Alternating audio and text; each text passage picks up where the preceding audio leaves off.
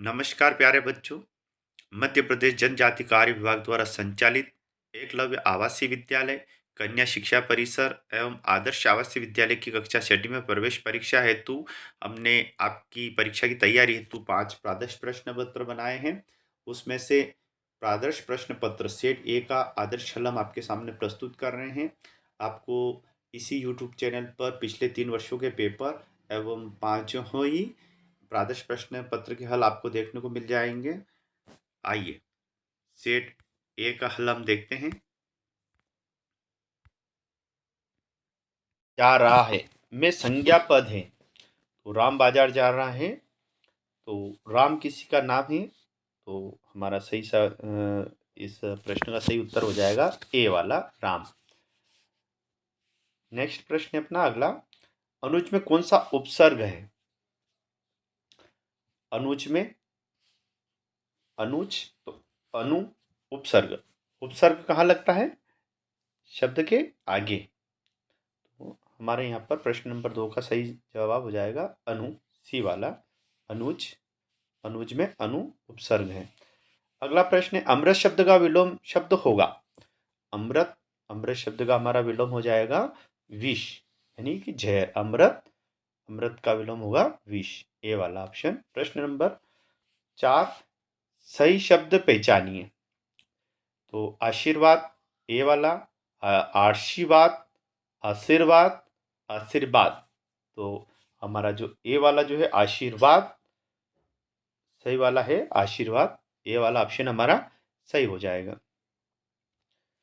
अगला प्रश्न है, सही वर्तनी किस शब्द की है? तो यहाँ पर 4 दे रखी है हमारे।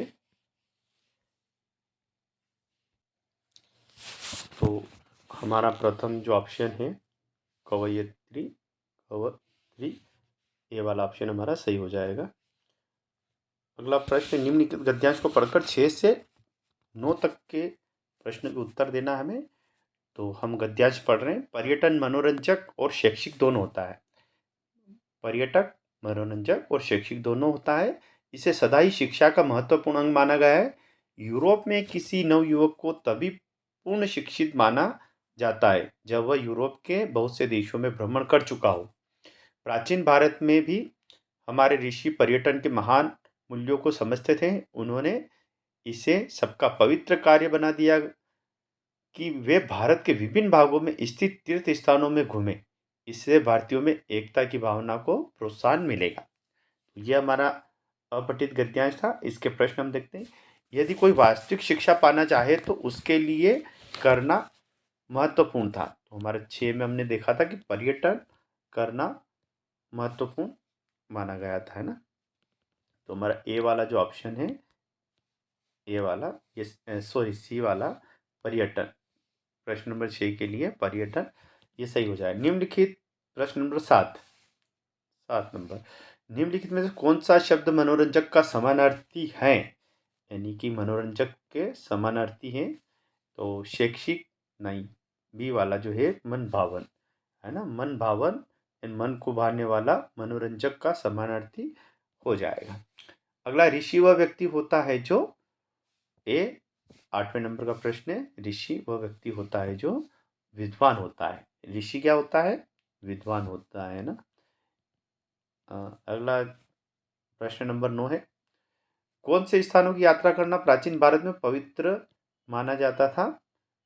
तो यहाँ पर तीर्थ स्थानों की यात्रा करना प्राचीन भारत में पवित्र माना जाता था, जैसा कि हमने गद्यांश में पढ़ा था। आकाश शब्द का पर्यायवाची होगा। तो आकाश का पर्यायवाची हो जाएगा हमारा नभ, है ना।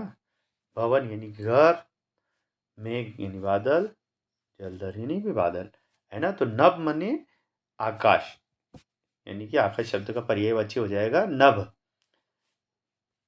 अगला प्रश्न है, क्या राम परीक्षा में पास हो जाएगा?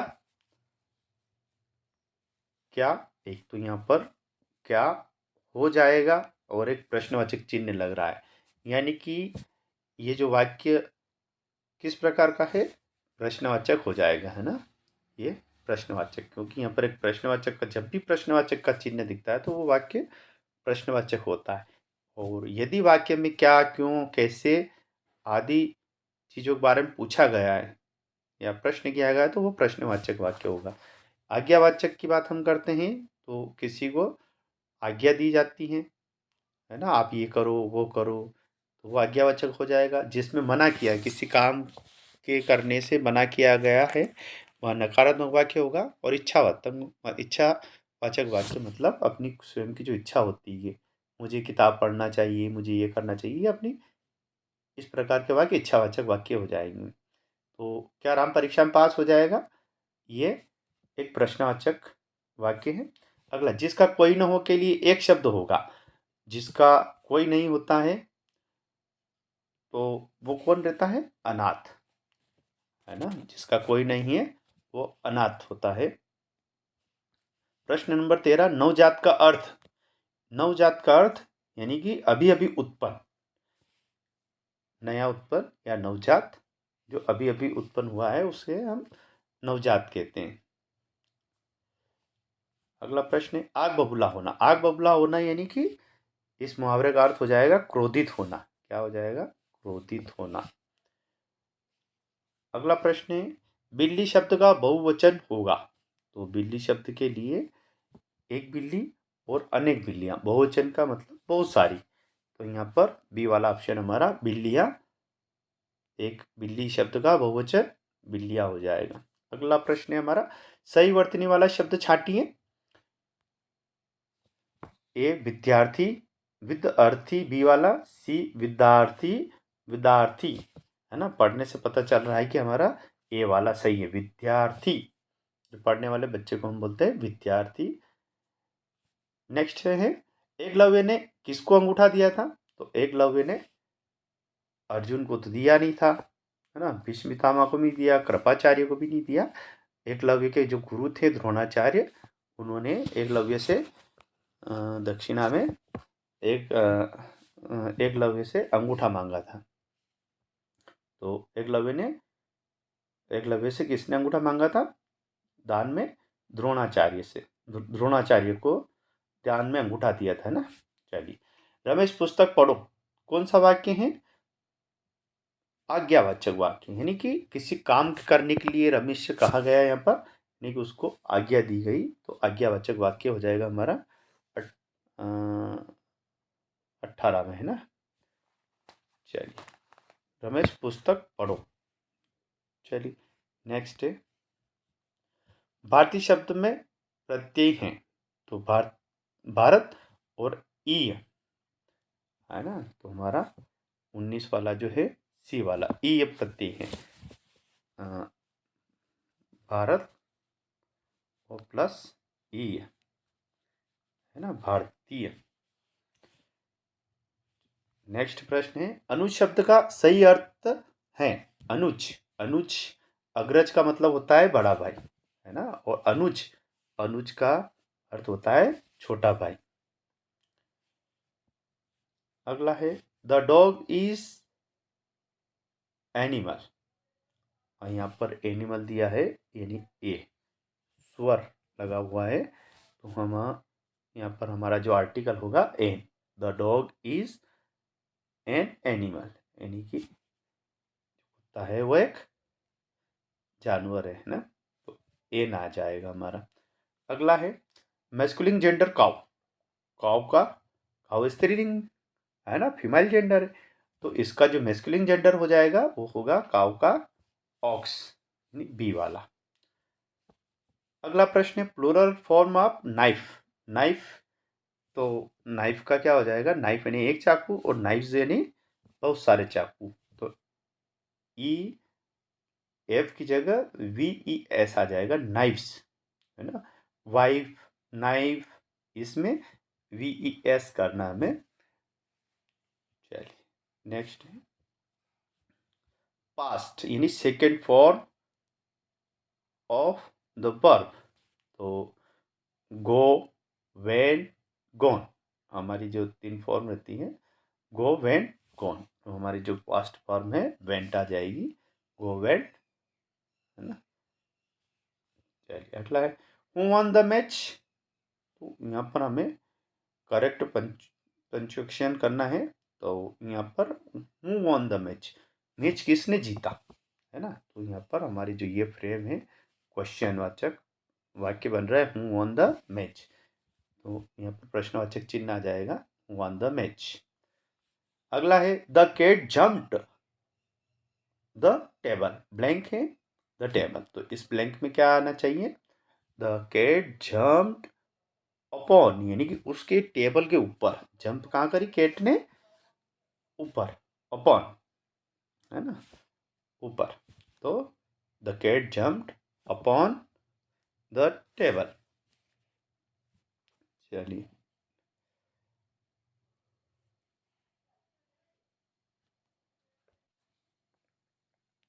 अपॉन,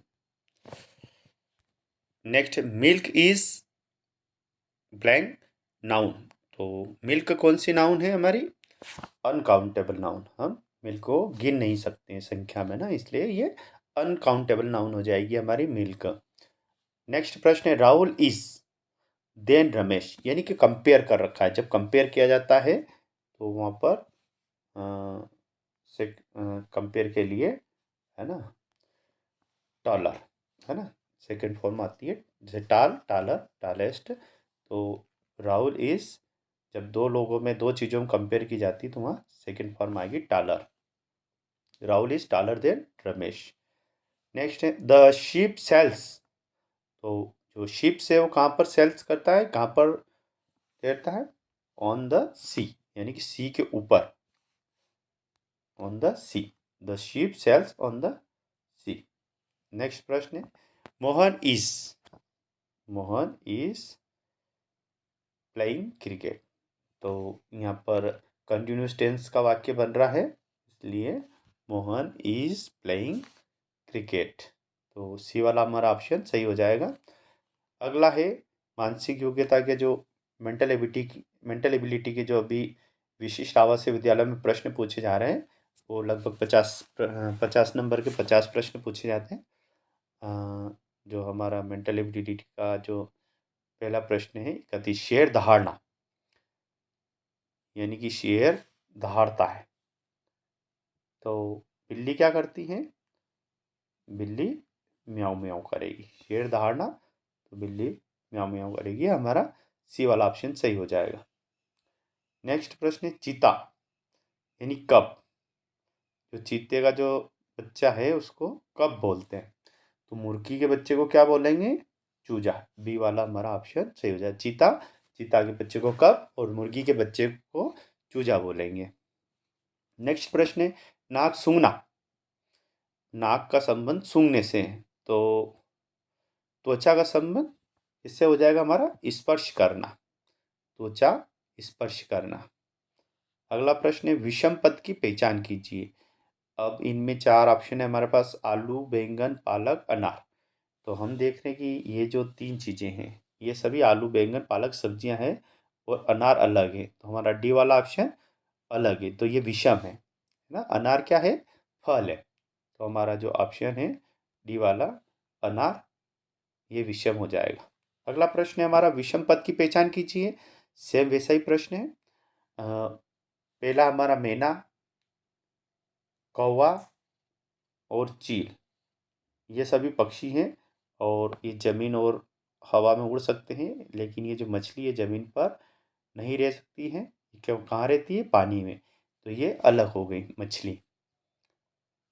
अगला प्रश्न है विषम पद की पहचान कीजिए, मई, जो हमारा पहला ऑप्शन है मई, जुलाई, शुक्रवार, दिसंबर, मई ये महीना है, जुलाई भी महीना है, दिसंबर, ये तीनों एक पद्धति से एक जैसे हैं, तो इसमें अलग क्या है, शुक्रवार, तो इसमें शुक्रवार दिन है, ये अलग हो जाएगा। अगला प्रश्न है विषम पद की पहचान कीजिए, तो हम देख रहे हैं दो विषम संख्या है, 8 विषम संख्या है, 6 विषम संख्या है और 11 क्या है, एक विषम संख्या है ना, क्या है, तो हमारा डी वाला जो ऑप्शन है ये विषम पद हो जाएगा, ये इन तीन से भिन्न है, अलग है, विषम है।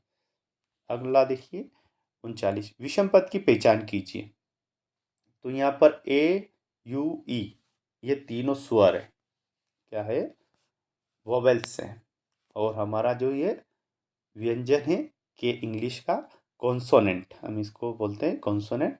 तो के कॉन्सोनेंट हो गया, तो ये इनसे 3 से अलग हो गया, तो ये विषम है। तो हमारा ऑप्शन डी सही हो जाएगा, के विषम है। नेक्स्ट, विषम पद की पहचान कीजिए। तो पेन, पेंसिल, रबर, ये सारी चीज़ें क्या है, स्टेशनरी है ना। तो यहाँ पर क्या हो जाएगा, डी वाला जो हमारा ऑप्शन है स्टेशनरी, ये अलग हो जाएगा, क्योंकि ये जो रबर, पेन, पेंसिल, ये सभी स्टेशनरी में आती है ना। तो स्टेशनरी बहुत बड़ा शब्द है, इसमें बहुत सारी चीज़ें रहती है और ये सभी सिंगल सिंगल है, इसलिए भी ये स्टेशनरी अलग हो जाएगा। 41 नंबर का हम प्रश्न देखते हैं, विषम पद की पहचान कीजिए। तो इस टाइप के प्रश्न बहुत अधिक आते हैं विषम पद वाले।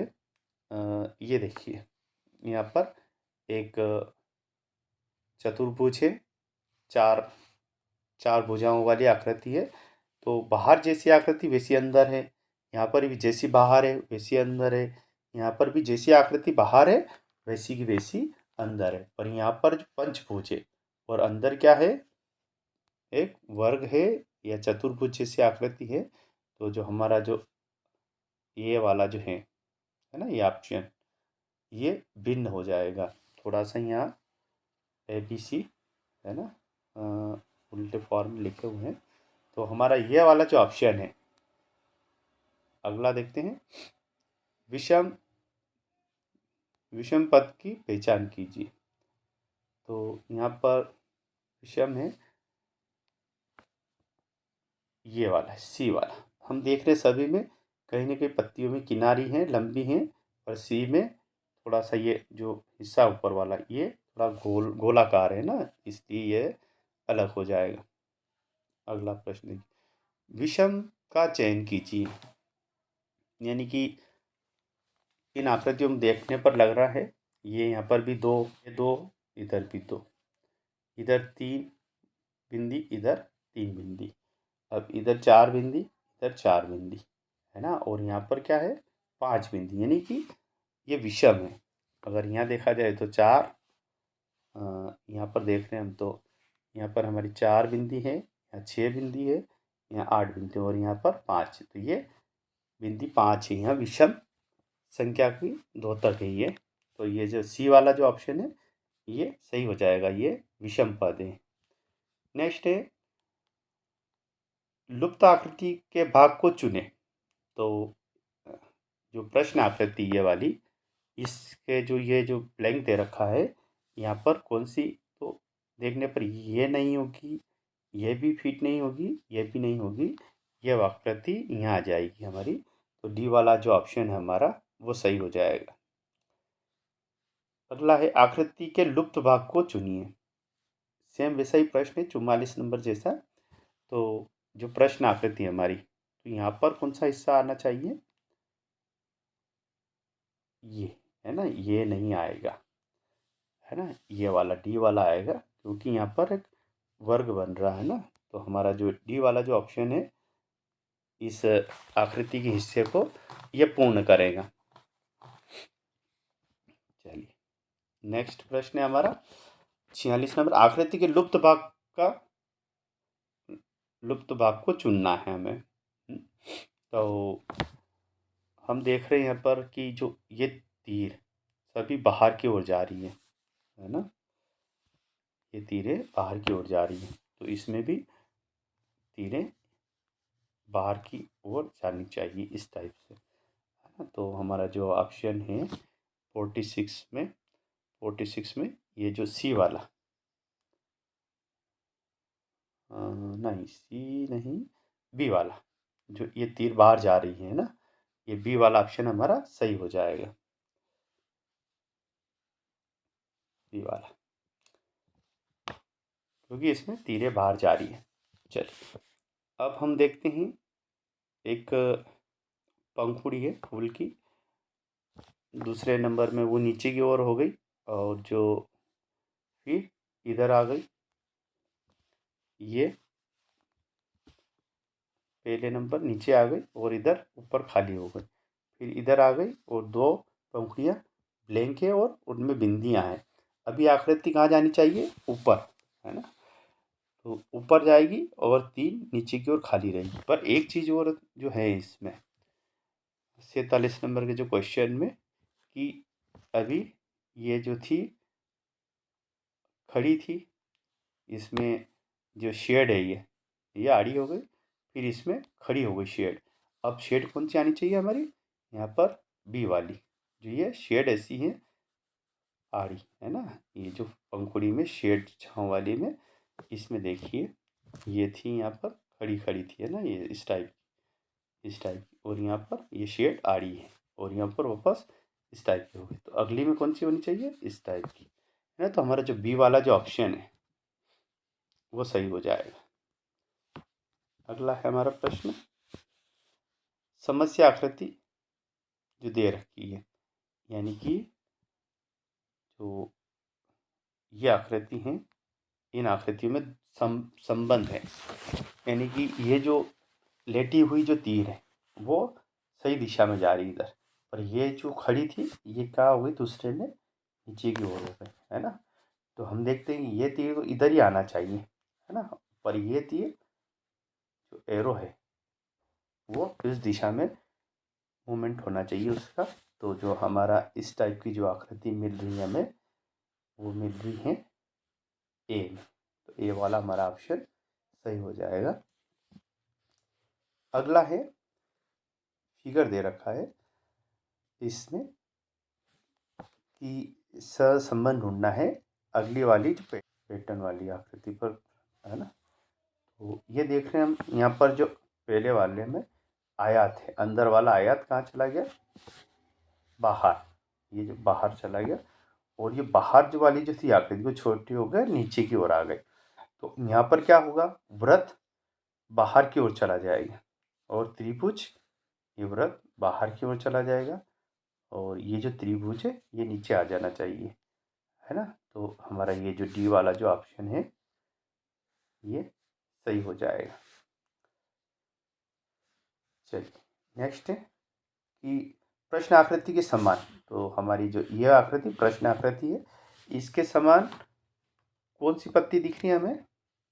सेम टू सेम, इसके जैसी, है ना। तो ये जो सी वाली जो पत्ती है सेम प्रश्न आकृति के समान दिख रही है, तो हमारा जो सी वाला ऑप्शन है वो सही हो जाएगा। नेक्स्ट नंबर 51 है, प्रश्न आकृति के समान वाली आकृति का चयन कीजिए। तो ये जो आकृति है प्रश्न आकृति, इसके समान आकृति आपकी ये सी वाली जो हो जाएगी, हमारा सी वाला ऑप्शन सही हो जाएगा। इसमें देखिए सेम टू सेम वैसी की वैसी आकृति है, इसलिए हमारा सी वाला ऑप्शन सही हो जाएगा। प्रश्न नंबर 52 है, प्रश्न आकृति के समान वाली आकृति का चयन कीजिए। तो प्रश्न आकृति ये है, इसके समान वाली आकृति हमारी हो जाएगी बी वाली, यानी कि बी वाला हमारा ऑप्शन सही हो जाएगा। देखिए जिस प्रकार से ये जो एरो और डॉट डॉट वाले जो एरो है वो इधर है, और 2 खुले मुंह वाली और एक नीचे को, ये तो सेम टू सेम इसी आकृति जो है हमारी बी वाली आकृति हमारी सही हो जाएगी। चलिए नेक्स्ट प्रश्न है, इस साइड से दर्पण में देखने पर आकृति कैसी दिखेगी? तो हमें पता है कि आकृति को दर्पण में देखने पर आकृति ठीक उल्टी हो जाएगी।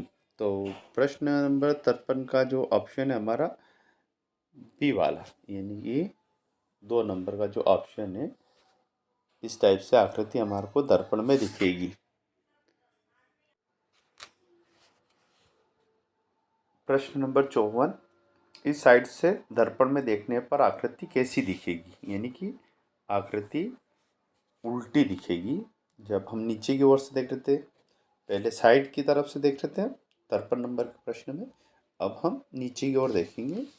तो जो आकृति हमारी हो जाएगी सी वाली।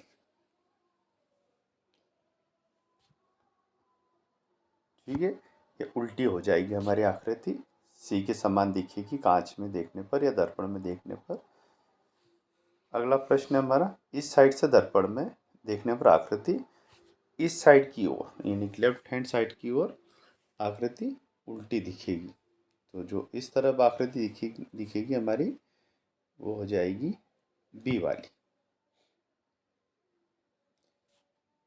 बी ऑप्शन हमारा ये सही हो जाएगा। जो ये आकृति दर्पण में देखने पर इस टाइप से दिखेगी, है ना, ये एरो रहेगा हमारा इस साइड में रहेगा ये।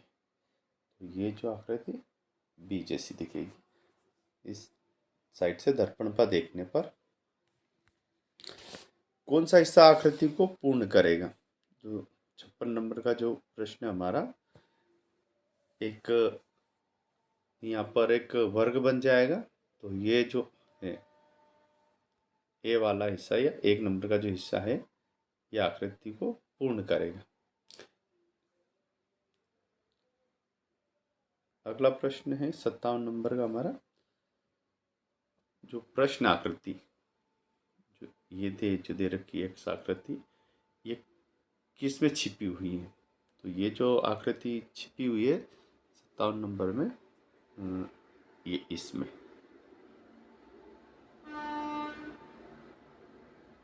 इस टाइप से है। तो ये जो हमारा सी वाला जो ऑप्शन है, ये सही हो जाएगा।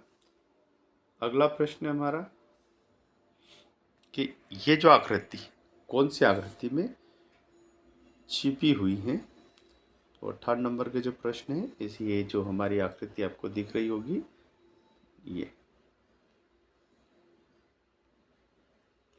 यानी कि बी वाली आकृति,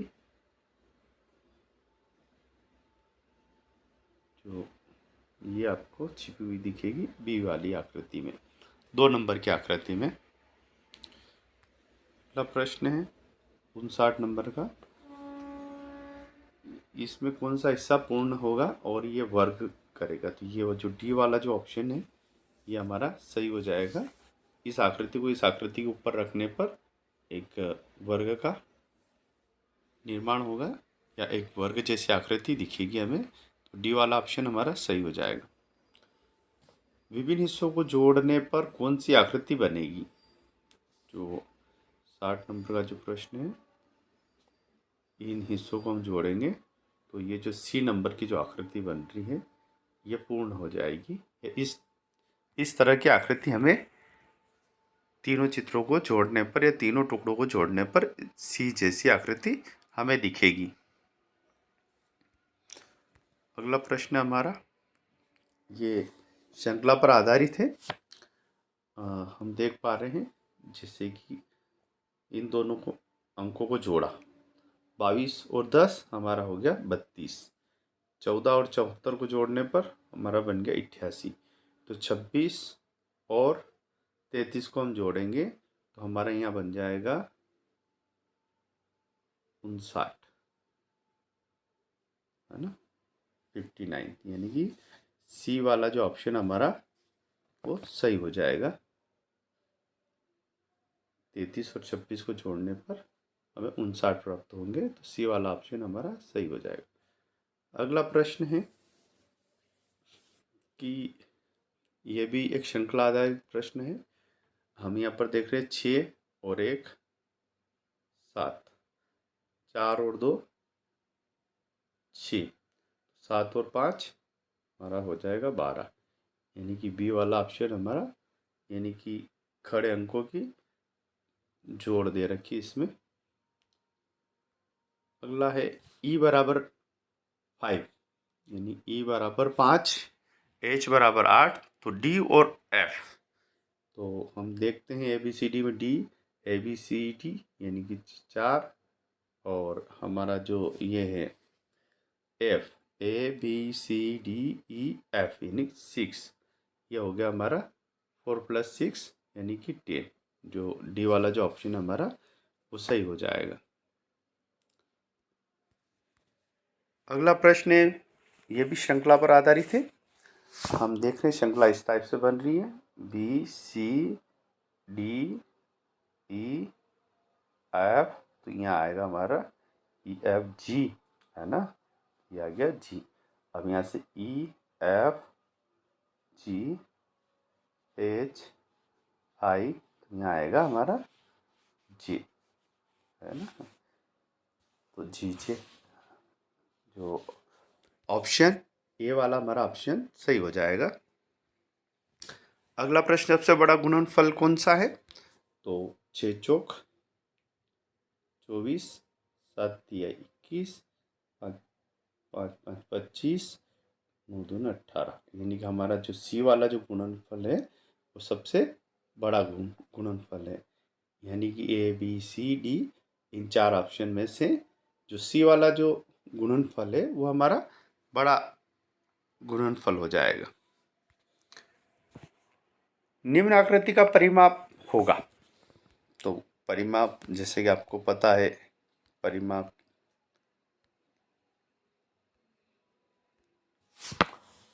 यानी कि किसी भी आकृति का हम एक चक्कर पूरा करते हैं। तो यहाँ से यहाँ 10 और 5 15 और 4 19 और 5 24 और 5 29 और 4 33 33 और 5 38, यानी कि इस आकृति का परिमाप कितना हो जाएगा हमारा 38। अगला श्रृंखला में आगे क्या आएगा? तो श्रृंखला इस टाइप से दे रखी है, 11 13 17 19 23, तो ये अभाज्य संख्या है। कौन सी संख्या है ये? अभाज्य संख्या है। तो अभाज्य संख्या, तो अगली 23 के बाद अभाज्य संख्या कौन सी होगी? 24 तो होगी नहीं, 25 भी नहीं है, 26 भी नहीं है, ये भी किसी संख्याओं से विभाजित हो जाती है ना। और ये जो 29 है, अगली जो हमारी अभाज्य संख्या होगी 23 के बाद वो हो जाएगी 29। तो डी वाला ऑप्शन हमारा सही हो जाएगा। सुधा ने महिला की ओर इशारा करते हुए कहा कि यह मेरे दादाजी की पुत्री है। सुधा ने क्या कहा? महिला की ओर इशारा करते हुए कि यह मेरे दादाजी की पुत्री है, यानी कि हमारे दादाजी की पुत्री हमें हमारी क्या लगेगी? बुआ, क्या लगेगी? जो सी वाला जो ऑप्शन है इसका सही हो जाए। तो महिला सुधा की क्या होगी 68 में? बुआ, है ना। चलिए, हमारे दादाजी की जो लड़की है या जो पुत्री वो हमारी बुआ लगती है। नेक्स्ट पर निम्न श्रृंखला को पूर्ण कीजिए। तो श्रृंखला देख रहे अपन कि 6 के बाद 2 8, फिर 2 अंकों की उछाल 10, फिर 2 अंकों की उछाल 12। अब इससे आगे होना चाहिए 14, पर यहाँ नहीं, इसका 9 नीचे की तरफ से देखेंगे तो 2 अंकों की उछाल 11, 11 और 2 अंकों की उछाल 13, 13 और 2 अंकों की उछाल आएगी 15, है ना। तो हमारा जो ए वाला जो ऑप्शन है ये सही हो जाएगा। यदि इसमें 2 अंक दिए होते हैं इस टाइप से 15 और 14, तो हमारा ये आता। तो हमारा अगला अंक आ रहा है नीचे की ओर से देखने पर श्रृंखला को 15, तो ए वाला जो ऑप्शन है हमारा ये सही हो जाएगा। कौन सा? ए वाला। चलिए, निम्न श्रृंखला को पूर्ण कीजिए। 311 421, है ना, 531 641, 10 अंकों की उछाल हो रही है। 641 के बाद क्या आएगा अपना? 700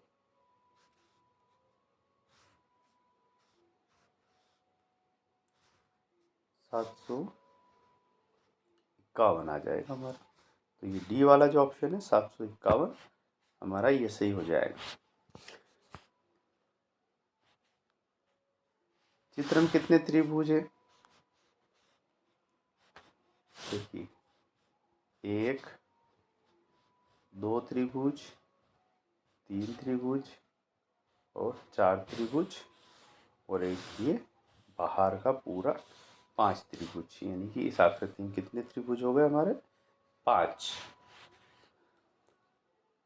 चित्र में कितने वर्ग हैं? तो सभी हम वर्ग गिन लेते पहले। तो हमारा 1 2 3 4 5 6 7 8 9 10 और 1 ये पूरा 11 और 1 वर्ग ये यहाँ से यहाँ तक 12, यानी कि इस आकृति में कितने वर्ग हो गए हमारे 12, यानी बी वाला ऑप्शन हमारा सही हो जाएगा। अगला राम पूरब की ओर मुंह कर खड़ा है। कौन सी दिशा की ओर खड़ा है? वो पूर्व दिशा की ओर मुंह कर खड़ा है। तो वो दाएं मुड़कर 10 कदम चलता है। जैसे कि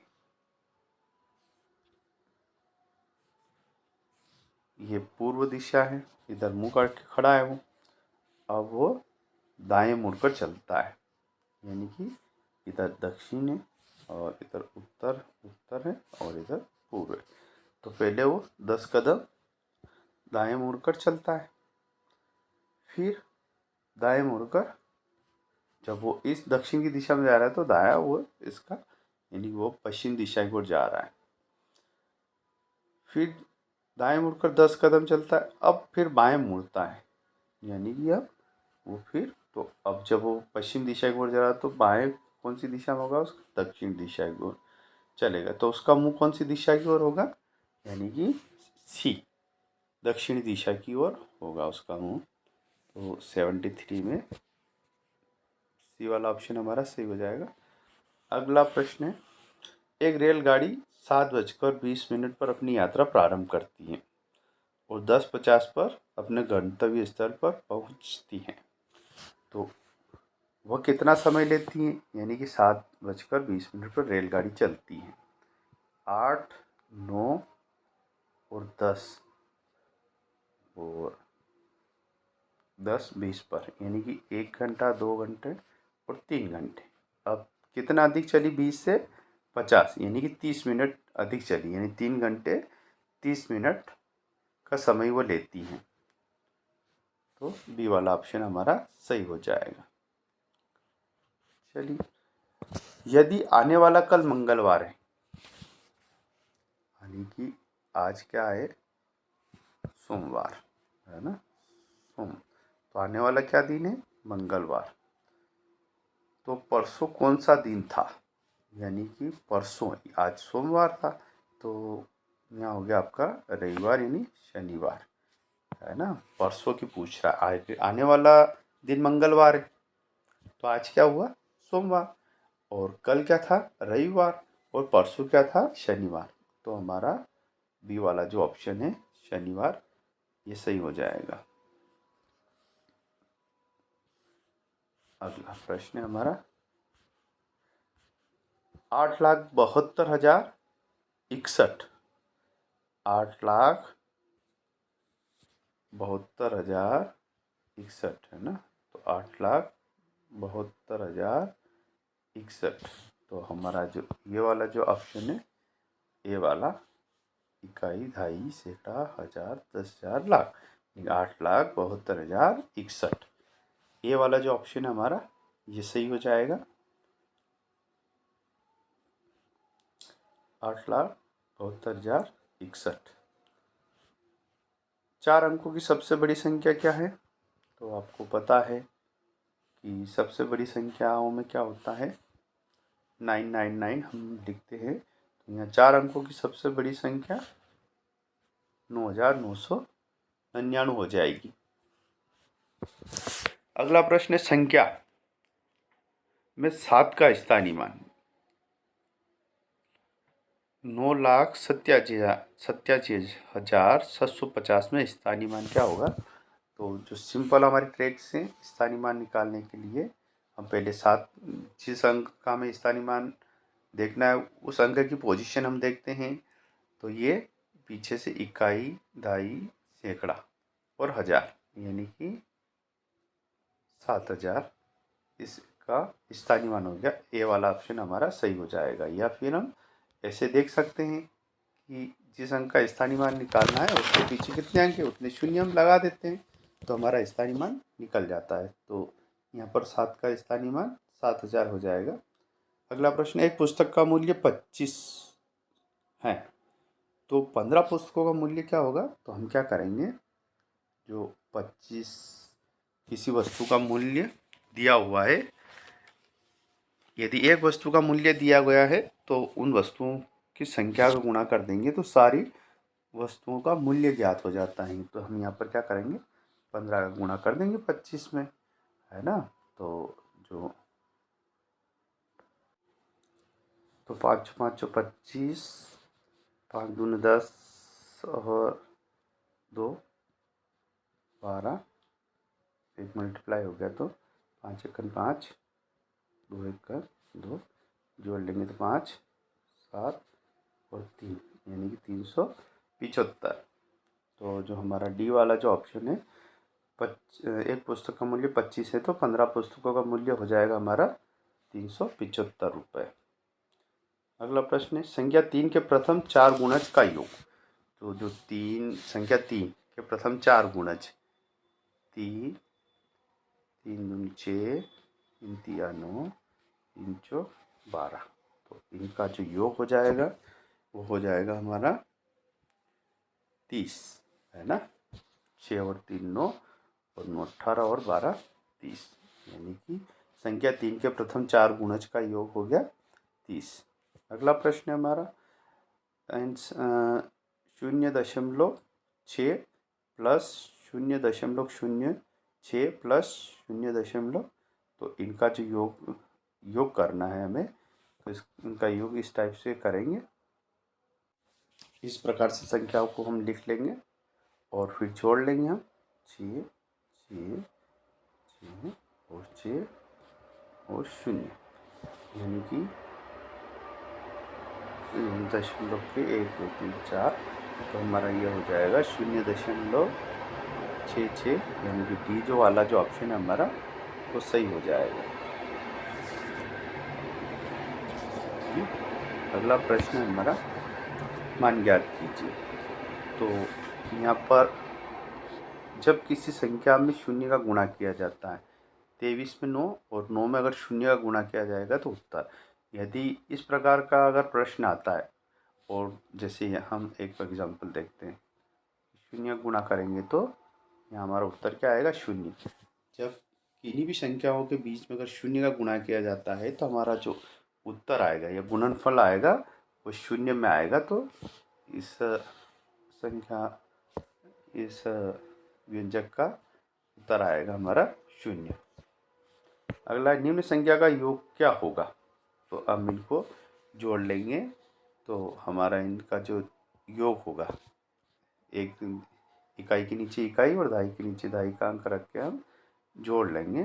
तो जो हमारा इसका 83 का जो योग होगा वो होगा, है ना, जैसे 8 6 5 9, 3 6 5 3, इनको जोड़ लेंगे हम, 5 3 8, है ना, ना 9 है, 9 और 3 12 के 2, हासिल 1, है ना, 1 हो गया। तो 5 और 6 11 और 1 12 के 2, है ना, फिर हासिल 1 6 और 7 और 5 12 के 2, एक हासिल 9, 8 और 1 9 और 3 12, है ना। तो ये वाला हमारा जो बी वाला ऑप्शन सही हो जाएगा। अगला, यदि त्रिभुज के दो कोणों का योग 70 और 80 डिग्री है तो तीसरे कोण का योग कितने डिग्री का होगा। हमें पता है कि त्रिभुज के तीनों कोणों का योग कितना होता है, 180 डिग्री। तो हमें इन दोनों कोणों का योग करके घटा लेंगे, तो 70 डिग्री और 80 डिग्री, ये हो गया 150 डिग्री, है ना। 150 डिग्री को 180 डिग्री, यानी त्रिभुज में तीनों कोणों का योग 180 डिग्री होता है ना। और दो कोणों का योग है, ज्ञात है हमें, तो तीसरे कोण का योग हमें ज्ञात हो जाए। क्या करेंगे, 180 डिग्री में से उन दो कोणों के योग को घटा देंगे। तो जो हमारा जो ऑप्शन है, 180 में से 150 घटाएंगे तो 30 डिग्री, यानी तीसरा जो कोण है हमारा वो 30 डिग्री का हो जाएगा। चलिए, यदि एक व्यक्ति रोज 150 रुपये कमाता है तो एक सप्ताह में कितने रुपए कमाता है। यानी कि एक व्यक्ति 150 रुपये कमाता है तो एक सप्ताह में कितने दिन होते हैं, 7, है ना। तो हम यहाँ पर इसका गुणा कर देंगे, 0 7 0, 7 5 33, 80 3, 7 और 3 10, यानी कि व्यक्ति कमाएगा एक सप्ताह में 1050 रुपये। संख्या 18 के सभी गुणनखंड, यानी कि जो संख्या 18 है इसमें कौन कौन सी संख्या का भाग चला जाता है ना, या उनके पहाड़े में वो आती है। तो हम देखते हैं 18 1 से विभाजित हो जाती है, 2 से भी, 3 से भी, 6 से भी, और 9 दूनी 18 और 18 से भी विभाजित हो जाएगी, यानी डी वाला ऑप्शन हमारा सही हो जाएगा। 18 की ये सभी गुणनखंड है ना। चलिए अगला प्रश्न हमारा, प्रथम 5 विषम संख्याओं का योग। प्रथम 5 विषम संख्या है 1 3 5 7 प्लस 9, ये हमारी विषम संख्या है। तो इन सभी विषम संख्याओं का योग क्या हो जाएगा, 25 है ना। 3 और 1 4 और 5 9, 9 और 7 हो गया हमारा 16, 16 और 9 25 है ना। तो इन सभी प्रथम 5 विषम संख्याओं का योग हो जाएगा 25, यानी सी वाला जो ऑप्शन हमारा सही हो जाएगा। एक कमरे की लंबाई 12 फीट, चौड़ाई 10 फीट, तो इस कमरे में 1/1 की कितनी टाइल्स लगेगी, है ना। यानी कि जो फीट दे रखा है और टाइल्स भी हमें फीट में लगाना है। तो हमें पहले क्या करना पड़ेगा, कमरे के फर्श का क्षेत्रफल। तो कमरा 12 फीट चौड़ा है ना, 12 फीट लंबाई और 10 फीट चौड़ाई है। तो हम क्या करेंगे, क्षेत्रफल का सूत्र होता है लंबाई गुणी चौड़ाई, यानी कि 12 में 10 का गुणा कर देंगे, लंबाई गुणित चौड़ाई। तो लंबाई गुणित चौड़ाई हो जाएगी 12 दाम 120, यानी कि 120 वर्ग फीट उस कमरे का क्षेत्रफल हो गया है। यानी कि अब हमें क्या करना है, एक एक फीट की टाइल लगानी है। तो 120 टाइल्स यानी 120 वर्ग फीट है, तो एक एक फीट की टाइल लगाएंगे तो 120 टाइलों की हमें ज़रूरत पड़ेगी, है ना। तो हमारा सी वाला ऑप्शन सही हो गया। अगला, किसी वृत्त का व्यास 12 सेंटीमीटर है, तो त्रिज्या क्या होगी। तो हमने देखा कि ये एक वृत्त है और यहाँ से यहाँ की लंबाई को हम क्या बोलते हैं, व्यास, है ना। और इसकी जो आधी होती है ना, यहाँ की जो लंबाई होती है ये होती है त्रिज्या। यानी व्यास 12 सेंटीमीटर है, तो त्रिज्या क्या हो जाएगी हमारी 6 सेंटीमीटर, यानी डी वाला ऑप्शन हमारा सही हो जाएगा। अगला प्रश्न है, सरल कीजिए। तो बोर्ड में इसका नियम यहाँ लागू होता है। पहले हम क्या करते हैं, पहले सवाल में पहले हम भाग करते हैं, फिर गुणा करते हैं, फिर जोड़, फिर घटाव किया जाता है ना। तो यहाँ भाग तो है नहीं, तो 6 बन जाएगी 30, कितना आ गया हमारा 30, है ना। 30 और 20 जोड़ देंगे तो कितना हो गया 50, 50 में फिर ये 30 घटा देंगे हम, है ना। तो हमारा कितना बच गया 20। तो जो हमारा बी वाला ऑप्शन सही हो जाएगा। 90 प्रश्न नंबर।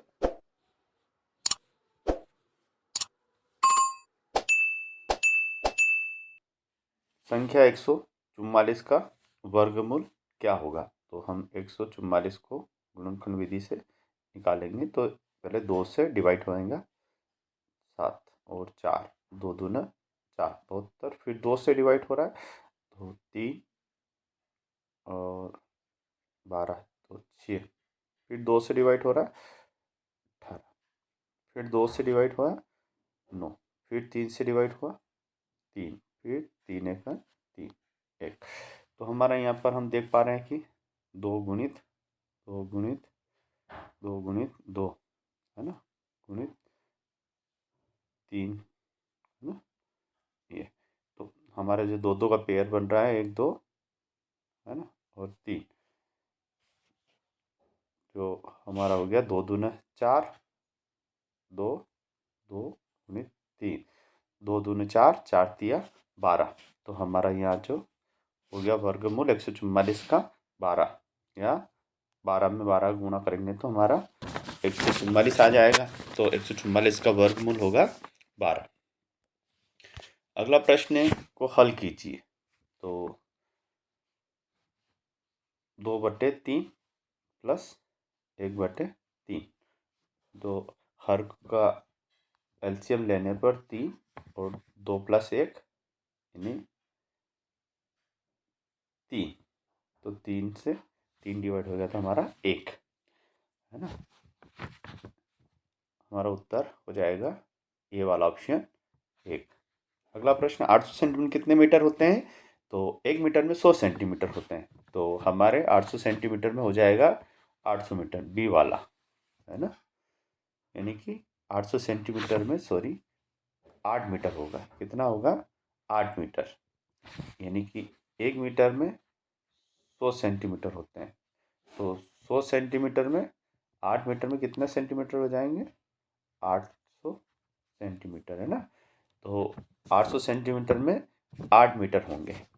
अगला प्रश्न है हमारा, संख्या 5, 8 और 10 का एलसीएम लेंगे। तो संख्या 5, 8 और 10,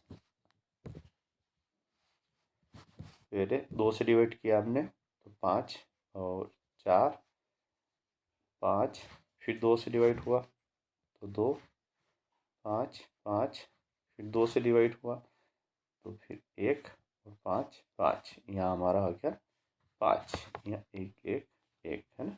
तो 2 दूने 4, 4 दूने 8, 8 पंजो 40 है ना। तो हमारा इसका जो एलसीएम हो जाएगा लघुत्तम समापवर्तक 40, डी वाला ऑप्शन हमारा सही हो जाएगा।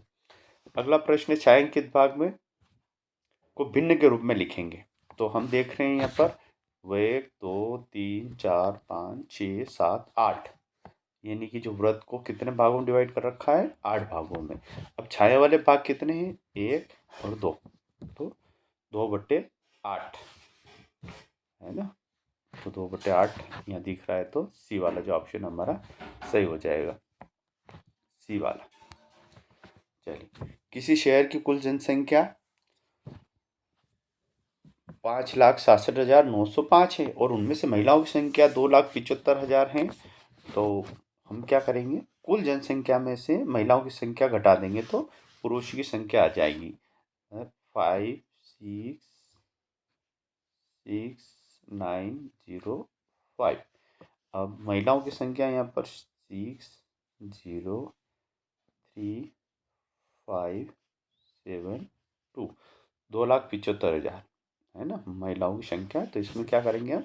कुल जनसंख्या में से महिलाओं की संख्या घटाने पर पुरुषों की संख्या आ जाएगी। तो 9, 15 में से 9 गए और 9 में से 0 गए तो 9 है ना, और 8 में से 5 गए तो 3, और 6 में से 1, 16 में से 7 गए तो 9, और 4 में से 2 गए तो 2, यानी कि 2,51,599 पुरुषों की संख्या होगी। जब भी कोई जनसंख्या वाला प्रश्न दिया जाता है परीक्षा में, तो अगर पुरुषों की संख्या ज्ञात करना है तो महिलाओं की कुल जनसंख्या में से महिलाओं की संख्या घटा लेंगे है ना, और अगर महिलाओं की संख्या ज्ञात करना है तो कुल जनसंख्या दी होगी उसमें से पुरुषों की संख्या घटा लेंगे तो महिलाओं की संख्या आ जाएगी। अगला प्रश्न है, समतुल्य भिन्न बताइए। तो यहाँ पर 4/8 बराबर 6/12, 8/16, और तो यहाँ पे क्या होगा? 12 है ना। यानी कि हम देख रहे हैं 4 दूना 8 है ना, तो यहाँ 12 का 24 हो जाएगा। जब हम इन्हें देखेंगे तो 1, 4 दूना 8, 6 दूना 12, और ये है 8 दूना 16, 1/2 यानी 12 1/2। तो हमारा समतुल्य भिन्न हो जाएगा। इसके लिए समतुल्य भिन्न करने के लिए हर में क्या लिखेंगे? 24, 12/24, डी वाला हमारा ऑप्शन सही हो जाएगा। अगला प्रश्न है, 24/36 को सरलतम रूप में लिखिए। 24/36, तो हम देख रहे हैं कि दोनों संख्याएं 12-12 से विभाजित हो रही, तो 12 एकन 12, 12 दूना 24, 2, और 12 एकन 12, 12 दूना 24, 12 36 है ना। तो 2/3, यानी ये वाला जो ऑप्शन हमारा सही हो जाएगा, 2/3। सरलतम रूप में लिखिए। तो बोर्ड मैथ्स के नियम के अनुसार पहले भाग होगा, फिर गुणा होगा, फिर जोड़ होगा, फिर घटाव होगा। तो हम पहले भाग कर लेते 7 में, 7 का भाग देंगे तो 1, फिर इसका इसमें गुणा कर लेंगे, 7 नंबर की 63, है ना। अब क्या करेंगे, जोड़ करेंगे, तो हमारा इसका जो योग आएगा वो हो जाएगा 64। अब घटाव करेंगे नियम अनुसार, तो कितने घटाना है, 45। तो 45 घटा लेंगे तो हमारा 64 में से 45 गए तो 19, यानी कि तो बी वाला हमारा ऑप्शन सही हो जाएगा 19। अगला प्रश्न है हमारा 2/3, 3/4 और 5/6 को गुणनफल ज्ञात कीजिए। 2/3 गुणित 3/4 गुणित 5/6। तो 2 से 4 काट देंगे, 2 एकन 2, 3 एकन 3, है ना। ऊपर ऊपर वाली संख्या को गुणा कर लेंगे और नीचे नीचे वाली संख्या को गुणा करेंगे तो 5/6 दूना 12, है ना। तो हमारा जो ऑप्शन 5/12 डी वाला ऑप्शन हमारा सही हो जाएगा। तो ये जो पेपर था विशिष्ट आवासीय विद्यालय के लिए मॉडल पेपर के रूप में हमने डेवलप किया है और इसका हल आपके सामने प्रस्तुत किया है। पिछले 2 वर्षों से इसी प्रकार का जो पैटर्न हमारे विशिष्ट आवासीय विद्यालय में पूछा जा रहा है। अगले इसी सीरीज में हम आपके सामने 4 और प्रादर्श प्रश्न पत्र मॉडल पेपर लेके आ रहे हैं। तो इस वीडियो को लाइक और शेयर ज़रूर करें और चैनल को सब्सक्राइब कर लीजिए ताकि आपको नए वीडियो मिलते रहें। Thank you for watching.